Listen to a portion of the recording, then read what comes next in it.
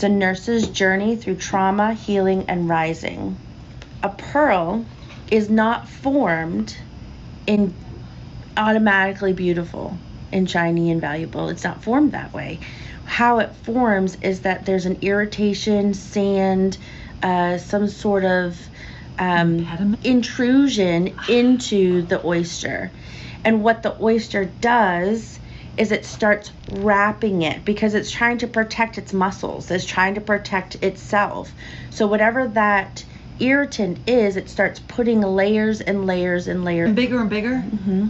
It just, as long as that irritant is in there, as long as the oyster is alive, it's going to keep wrapping that up until it has felt like it's protected. You're writing your memoir. Did you start this in the beginning of the year, or did you just... I started it about 3 weeks ago. Okay. And so the transition to the book. I mean, I've been through some stuff in my life. We've all been through some things. My story isn't any different or any more valuable than anybody else's story. It's not. It may be more tragic than others, and it may be less tragic. And that's not the purpose of the book. The purpose is not to say this is a rough story or a comparison of this is the story and this person has had it worse or better, because that's what we do our whole lives, right? We say, I can't feel, I don't have a right to hurt, I don't have a right to be sad because somebody else has it worse. And we start to gaslight ourselves, or we've been gaslit. This is probably more than I do growing up, is that you fall down and it rubs some dirt on it. It's not that bad. Why are you crying? Stop crying. Don't cry like a girl. Don't cry like a girl. That's right. What my father said. Don't cry like a girl. And so these are generational behaviors that have been passed down, and at the time that very acceptable. I mean, we learn and we grow. But what happens as a child sometimes is that we start to listen to a voice inside of our head, a negative voice, and the voice that says you're not enough, you're not worthy, you're not loved. And then you can water that voice with different situations in your life. See, this is why this happened. Water? Oh, you mean use it as an explanation? Yeah, you water it. So you have a situation. You make it grow. You make it grow. Oh, okay. So you've got a negative voice, a negative seed that has been planted, and it may be a situation, but you have somehow chosen to listen to that negative voice. So then everything in your world gets seen through those glasses. And so when something happens that might be just coincidental, you hear, it's because I wasn't good enough, it's because I wasn't worthy, it's because I wasn't enough.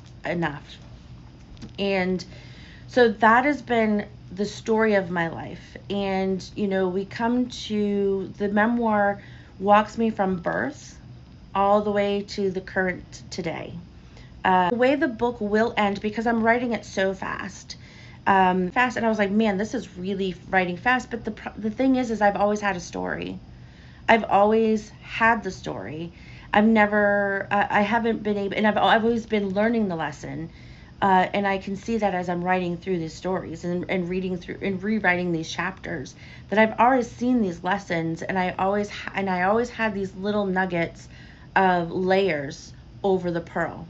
As I'm rewriting my whole story of my life through trauma, tragedy, loss, friendships, medical illnesses, accidents, as I'm writing these stories, I'm replaying how now I can actually see where I started to rise from the ash in every situation. And I think people write their memoirs after they've won, the Olympic gold 5 times. Or that my story is not over. Oh, right. And so that's kind of the whole purpose of the book, is that when you're looking back at your life and you're looking back at the things that you've been through, look at the beauty that came out of the flames. I would love to have this book end with her business became successful. She became a multi-millionaire. And I may not be the one who has the business that turns into this massive multi-million-dollar success, but I am the one.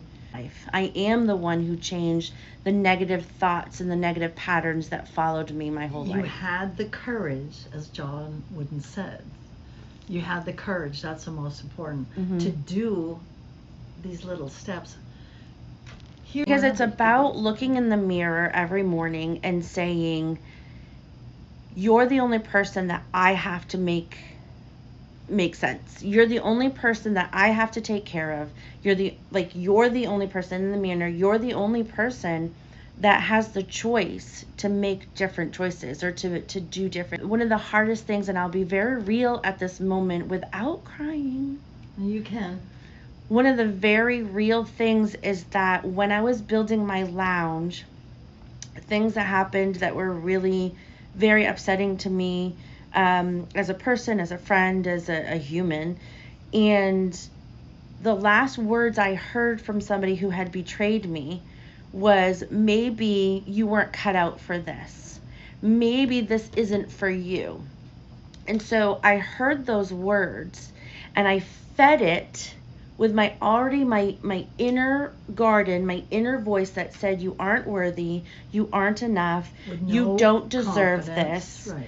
And so I did one of two things. I ran from that and I had to overachieve. I tried to take on more than I could.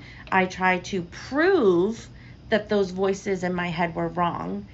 And in that's where the beautiful flames comes from. Because I learned a whole lot, but I was on fire.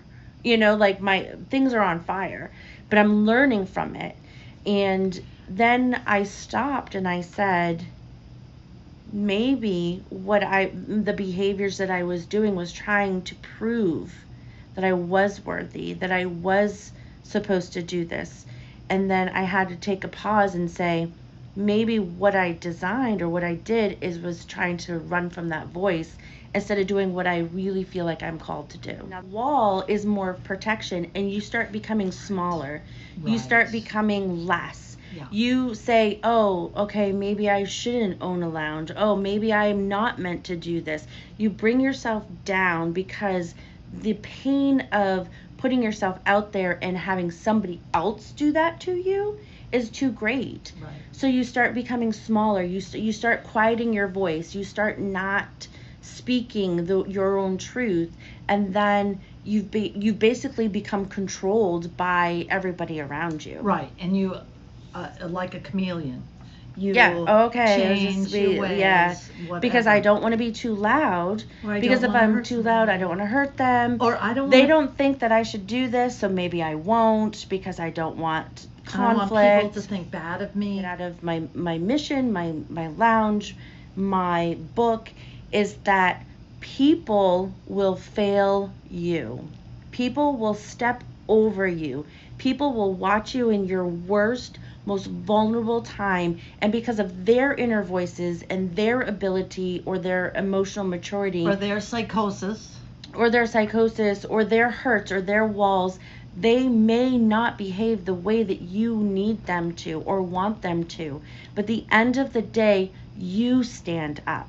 You choose you choose your value, you choose your worth, you choose the voice that says you're enough. So my mission has always been to change the industry, to not be about rushing people through, making money, making beautiful faces. My mission is always to get to the root of the person and say, you are enough, you are unique, you are rare, you are beautiful, just like a pearl. And that means if you don't want to spend $7,000 to be the perfect face that you are, let's find the beauty that you love about yourself. What do you love?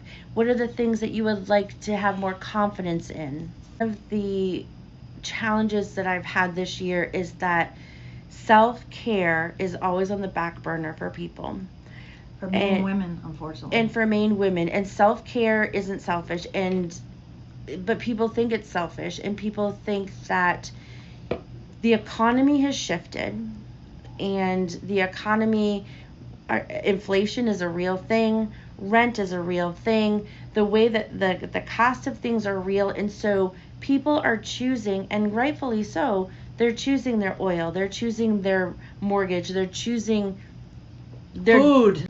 My market, and who I've always tried to reach to in my business, is the everyday people, the people who care for other people, whether that's your mom, your dad, your kid, your boss, your whatever you're doing, and try to reach them and say, you have to take care of yourself and whatever that looks like so that you can continue to take care of others. And it was really hard for me to get to that space because that makes sense for me because I worked so hard. Oh, yeah.